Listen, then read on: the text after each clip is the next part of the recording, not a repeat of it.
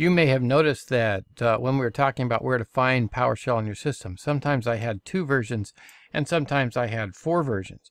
It all depended on whether I had a 32-bit or a 64-bit operating system that I was using. So let's go to a 32-bit operating system and look at these 2 items. I'm going to go back to my Windows 7 virtual machine and we'll just call up all programs, accessories, and then Windows PowerShell. And let's first look at this one that does not have the ISE in front of it. That is simply a command line version of Windows PowerShell. You simply type your commands in here and go, just like you would with a regular command line.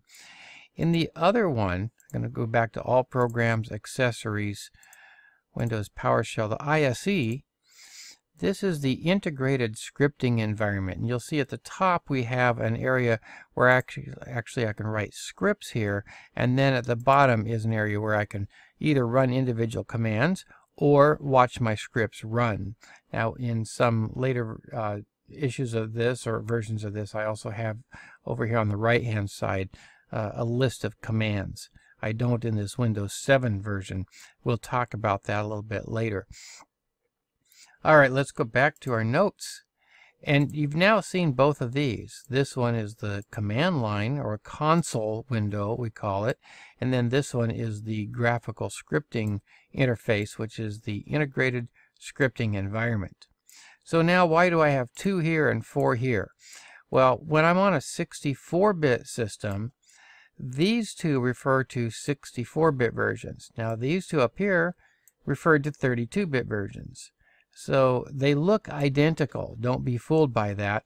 When you're on a 64-bit system, they are 64-bit. If I needed a 32-bit system, then I have those available to me in their x86 versions. So that is the difference here. And again, be careful because these look the same, but depending on the operating system that they're on, they might be different. Earlier versions of Windows Server 2003 and earlier did not have the ISE, and you had to install that by yourself. So I gave you the command here to do that.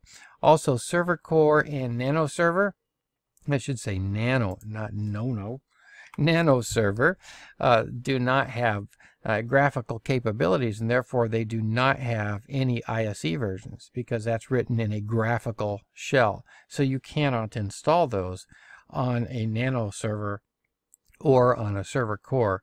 It's impossible to install them in that case.